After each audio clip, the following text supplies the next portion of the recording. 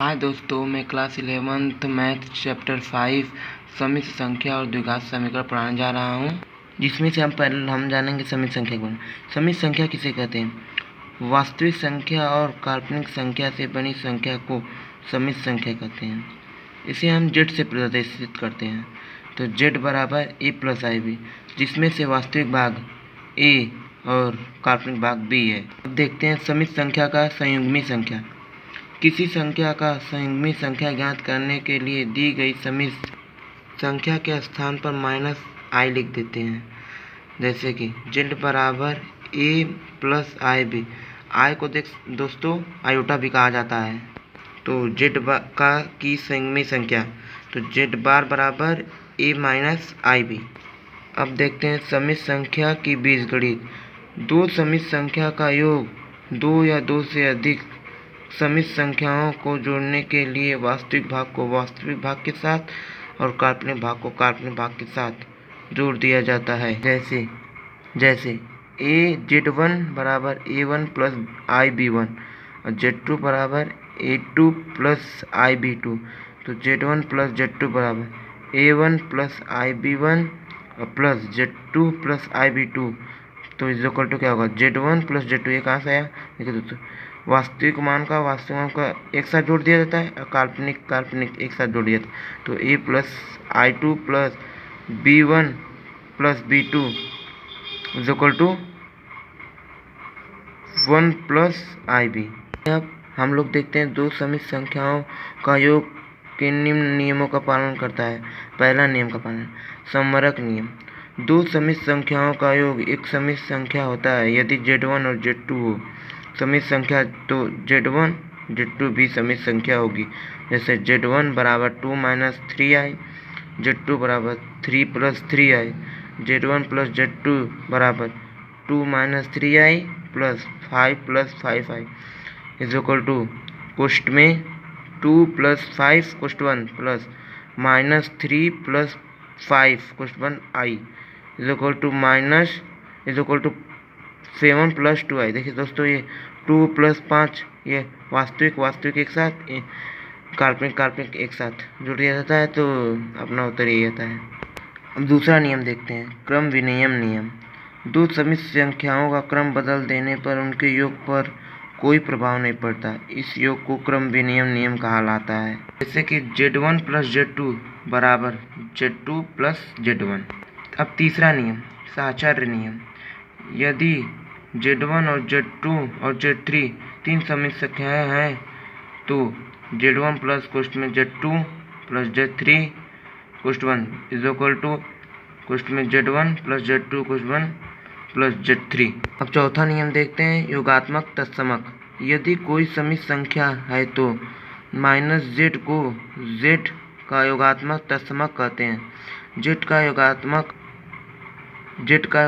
तत्समक -z है, तो z plus कोष्ठ में -z बराबर 0। उदाहरण, कड़ी में 3 माइनस 2i का योगात्मक तत्समक बराबर माइनस कोष्ठ में कड़ी में 3 minus 2i is equal to minus कड़ी में 3 प्लस 2i। अब दो समिश्र संख्याओं का अंतर देखते हैं। दो समिश्र संख्याओं के अंतर के लिए वास्तविक को वास्तविक भाग से और वो काल्पनिक को काल्पनिक भाग में घटा दिया जाता है। तो z1 बराबर z माइनस 3i, z2 बराबर 1 माइनस 2i। तो z1 z2 2 minus 3i minus, इसको घटाते हैं तो z1 माइनस z2 बराबर 2 माइनस 3i कोष्ठ में वो माइनस कोष्ठ में 1 माइनस 2i।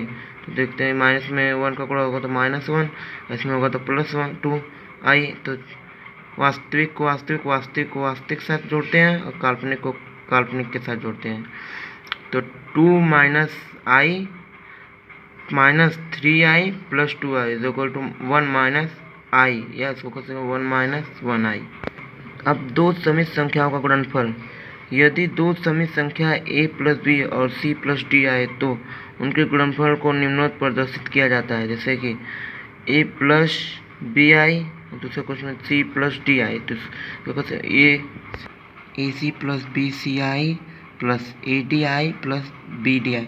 तो देखिए ए और सी में गुणा होता है ए सी, और ए डी आई, तो इसमें इसमें गुणा करेंगे तो ये आएगा बराबर A C plus B C I plus A D I minus B D minus, देखो बाद में बताएंगे, आई स्क्वायर का मान -1 होता है, इसलिए इसमें गुणा हुआ तो माइनस।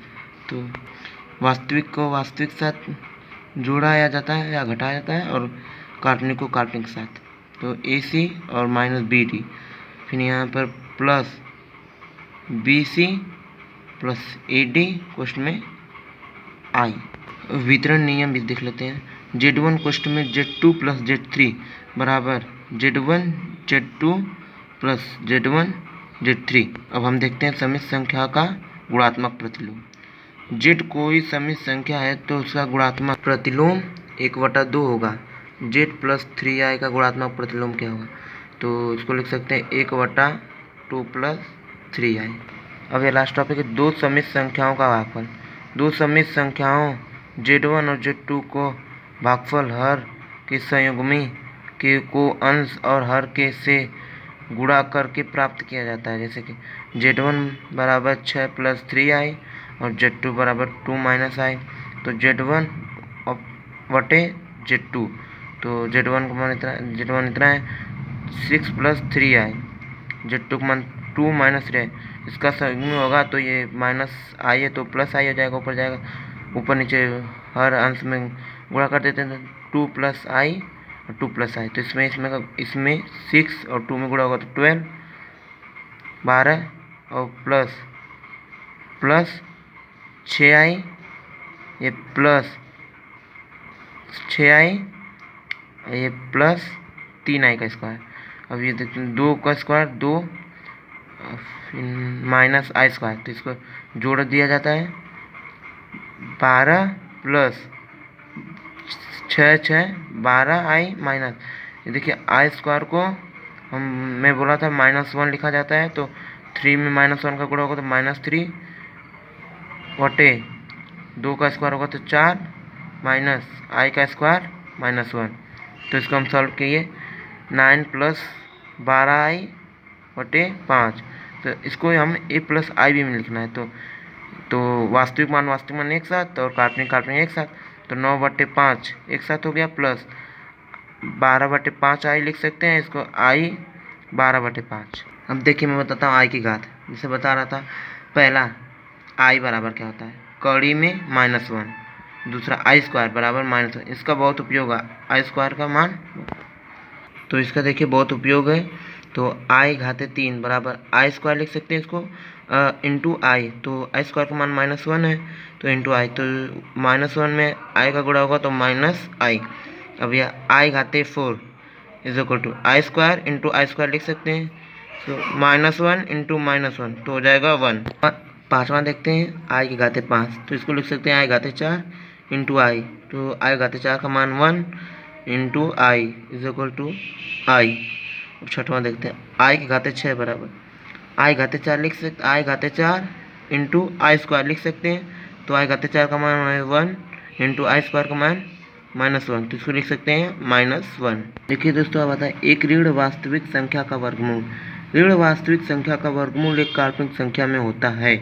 उदाहरण में देखिए कड़ी में -3 दिया है, तो कड़ी में 3 गुणे माइनस को लिख सकते हैं -1, या कड़ी में 3 -1 का कितना होता है आई स्क्वायर भी लिख सकते हैं इसको, या इसका हो गया, इसको कर सकते हैं कड़ी में 3i।